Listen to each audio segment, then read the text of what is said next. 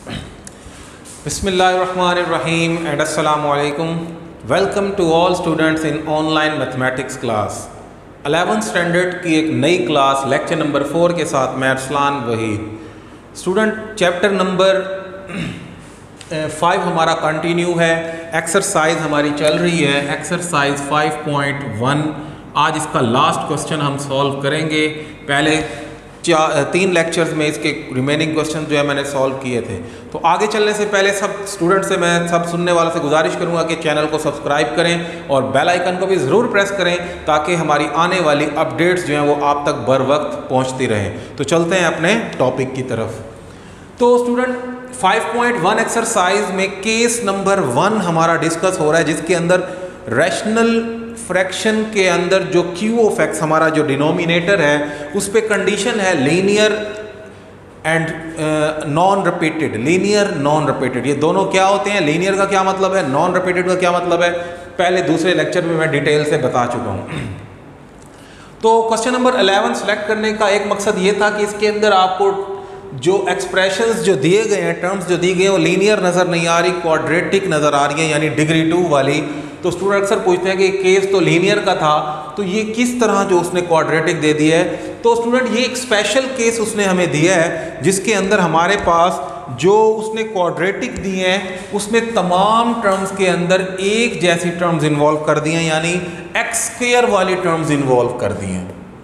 तो इसको लीनियर में कन्वर्ट करना बहुत ही आसान है। उसके लिए मैं क्या करूँगा, मैं कुछ सब्सटीट्यूशन करूँगा। मैं लेट करूँगा x square is equal to y, यानी ये जो स्क्वायर वाली टर्म है एक्स स्क्वायर है, इसको मैंने एक नया वेरिएबल का नाम दे दिया। क्या नाम दिया? वाई का नाम दे दिया।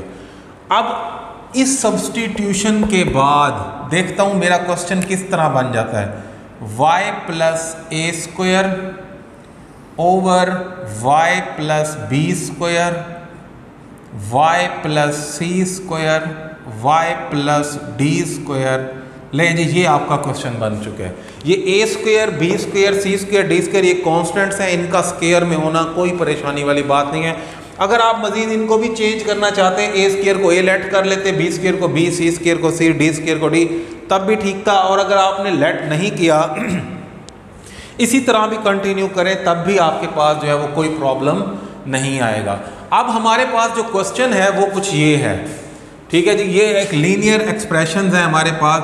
तो इसकी जो पार्शियल फ्रैक्शंस मैं लेट करूंगा वो लीनियर वाले केस की तरह करूंगा कि सबसे पहले इस लीनियर फैक्टर के लिए एक कांस्टेंट लूंगा a over y plus b square, ठीक है जी, प्लस दूसरे के लिए b over y plus c square c y plus d square, ठीक है जी। ये पार्शियल फ्रैक्शंस जो है मैंने लेट कर लिए हैं, लीनियर फैक्टर्स हैं हमारे पास, तो उनके लिए एक एक कांस्टेंट जो है वो मैंने चूज कर लिया है। इसके बाद आप जानते हैं कि मल्टीप्लिकेशन होती है, इस डिनोमिनेटर से पूरी इक्वेशन को मल्टीप्लाई किया जाता है, जिसके लिए हम लिखते हैं by multiplication we get. Multiplication से हमें क्या मिलेगा? By multiplication we get, left hand side पे ये पूरा डिनोमिनेटर रिमूव हो जाएगा। y plus a square is equal to y plus a square is equal to, यहाँ a के साथ अब आप देखें डिनोमिनेटर में y प्लस बी स्क्वायर है वो कैंसिल हो जाएगा, तो a के साथ आ जाएगा y प्लस सी स्क्वायर और y plus d square, y plus c square और y प्लस डी स्क्वायर। बिल्कुल इसी तरह b के साथ देखें आप क्या आएगा, डिनोमिनेटर में y प्लस सी स्क्वायर है तो वो कैंसिल हो जाएगा, y प्लस बी स्क्वायर आ जाएगा, y प्लस डी स्क्वायर जो है ये आ जाएगा, प्लस c के साथ क्या आता है, c के साथ डिनोमिनेटर में जो है वो y प्लस डी स्क्वायर है तो वो कैंसिल हो जाएगा, y प्लस बी स्क्वायर आ जाएगा और y प्लस सी स्क्वायर जो है वो इसमें इन्वॉल्व हो जाएगा। तो ये बनी हमारी इक्वेशन नंबर 1, जिसको एज यूजुअल मैं इक्वेशन नंबर 1 का ही नाम देता हूँ। तो ये हमारी इक्वेशन नंबर 1 जो है वो सामने आ चुकी है। तो स्टूडेंट अब इस इक्वेशन नंबर 1 में से हमने ए बी सी की वैल्यूज फाइंड आउट करनी है। इक्वेशन नंबर 1 में से हमने ए बी सी की वैल्यूज फाइंड आउट करनी है और इनकी वैल्यूज फाइंड आउट करने के लिए हमें y को डिफरेंट वैल्यूज असाइन करनी पड़ेंगी। y को वैल्यू इसके कांस्टेंट के हिसाब से असाइन होगी। मिसाल के तौर पर अगर इसको 0 बनाना हो, इसको 0 बनाना है तो y की जगह -b² पुट किया जाएगा। वैसे मिसाल के तौर पर y + 3 होता तो हम y को -3 पुट करते, तो यहाँ b² पॉजिटिव है, इसको नेगेटिव b² पुट करेंगे तो ये वाला एक्सप्रेशन 0 हो जाएगा। यानी इक्वेशन 1 में जहाँ जहाँ y + b² होगा वो टर्म्स क्या हो जाएंगी 0। तो पुट करते हैं, put y = -b² in equation number 1। Equation 1 में, ये इक्वेशन 1 है, इसके अंदर y की जगह -b² पुट करना है तो ये क्या बन जाएगा -b² + a² is equal to a into -b² + c² -b² + d² + 0 ये दो जीरोस कहाँ से आए हैं?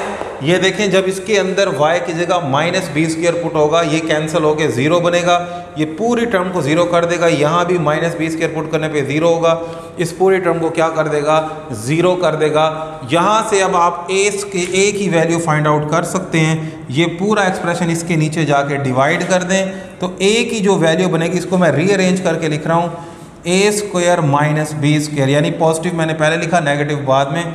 डिनोमिनेटर्स में भी ऐसे ही कर रहा हूँ, ये क्या बनेगा c² - b², ठीक है जी, और d² -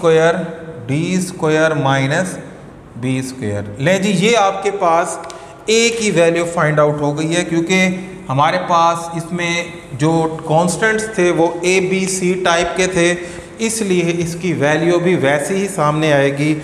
यानी a की वैल्यू हमारे पास क्या आई है, a की वैल्यू हमारे पास आई है a² - b² over c² - b² into d² - b²। ये इस a की वैल्यू जो है हमारे पास फाइंड आउट हो गई है। इसी प्रोसीजर को फॉलो करते हुए, जैसे मैंने इक्वेशन 1 में y को भी -b² पुट किया था, अब इस पे आ जाएं आप। इसको देखते हुए इक्वेशन 1 में आपने यकीनन अंदाज़ा लगा लिया होगा कि y को -c² जो है वो पुट किया जाएगा तो यहाँ से हमारे पास किसी और कांस्टेंट की वैल्यू जो है वो सामने आ जाएगी। तो पुट करने लगा हूँ, पुट y = -c²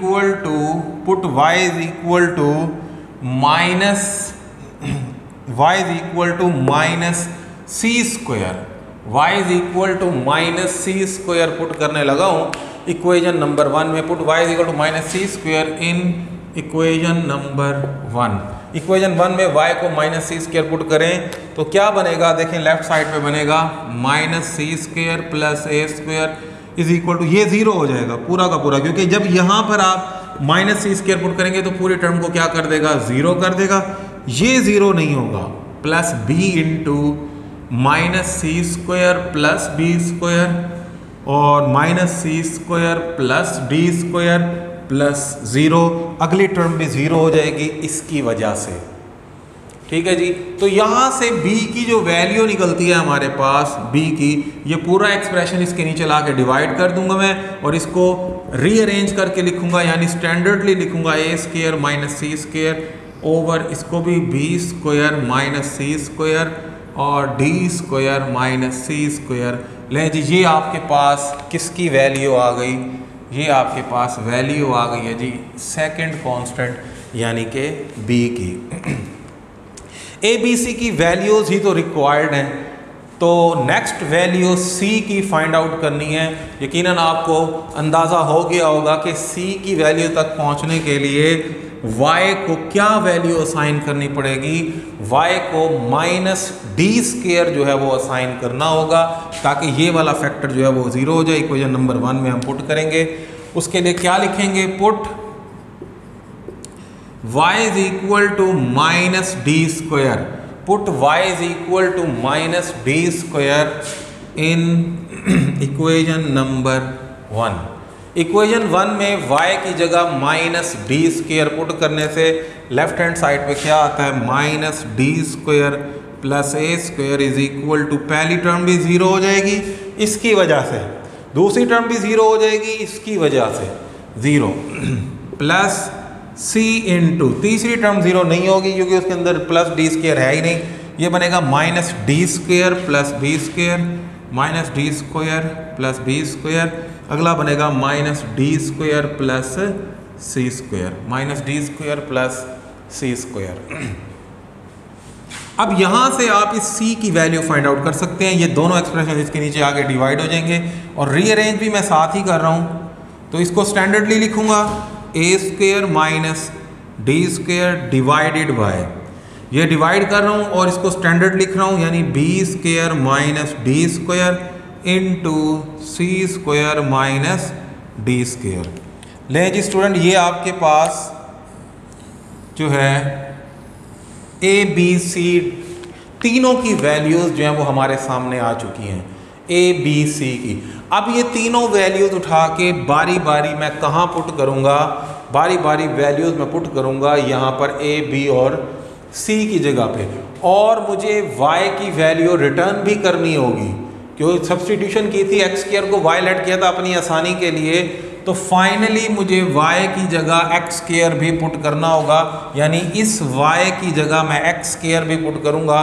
तो मैं वैल्यूज़ पुट करके दिखा देता हूँ, तो एंड में आप लिखेंगे रिक्वायर्ड पार्शियल फ्रैक्शंस आर, क्या पार्शियल फ्रैक्शन है, ए ओवर, अब देखें ए ओवर दिस, ए की वैल्यू क्या है, ए की वैल्यू है a square minus b square over c square minus b square into d square minus b square, ये भी सिर्फ ए की वैल्यू लिखी है, और डिनोमिनेटर में ये लिखना है y प्लस बी स्क्वायर। अब डिनोमिनेटर में चूंकि वो इसके साथ आके मल्टीप्लाई हो जाएगा तो डायरेक्ट आप यहीं लिख दें, और इस y की जगह पे आप रिप्लेसमेंट इसी स्टेप में भी कर सकते हैं, y प्लस बी स्क्वायर की जगह आप लिख सकते हैं x square plus b square. लेकिन जी ये आपके पास पहली पार्शियल फ्रैक्शन आ गई है, प्लस ये आपके पास पहली ये पार्शियल फ्रैक्शन जो है वो बन चुकी है। दूसरी क्या थी, b ओवर दिस। अब b की वैल्यू जो है वो ये पूरी की पूरी b की वैल्यू है, पहले ये लिखेंगे आप a square minus c square over b square minus c square into d square minus c square into, ये इंटू क्या लिख रहा हूं मैं, ये b की वैल्यू थी और ये जो नीचे y प्लस सी स्क्वायर है डिनोमिनेटर में वो आके इससे मल्टीप्लाई ही होगा, तो मैं इसी स्टेप में डायरेक्ट लिख रहा हूँ, और y प्लस सी स्क्वायर की जगह मैं लिखूंगा x square plus c square, क्योंकि y की वैल्यू जो एज्यूम की थी वो रिटर्न भी करनी होगी, x square plus c square, x square plus c square जो है वो b की वैल्यू आ गई। इसी तरह तीसरी वैल्यू भी आपने मेंशन करनी है, तीसरी वैल्यू यानी d की वैल्यू जो है वो हमने पुट करनी होगी, d की वैल्यू सॉरी c की वैल्यू, c की वैल्यू हमारे पास ये सामने आई हुई है, a square minus d square, a square minus d square over b square minus d square, b square minus d square into c square minus d square, c square minus d square divided by, देखें ये c की value आ गई, उसके साथ divide करना है हमने y plus d square को, तो y की जगह रिप्लेस करूंगा एक्स स्क्वायर, तो वो बन जाएगा x square plus d square, x square plus d square.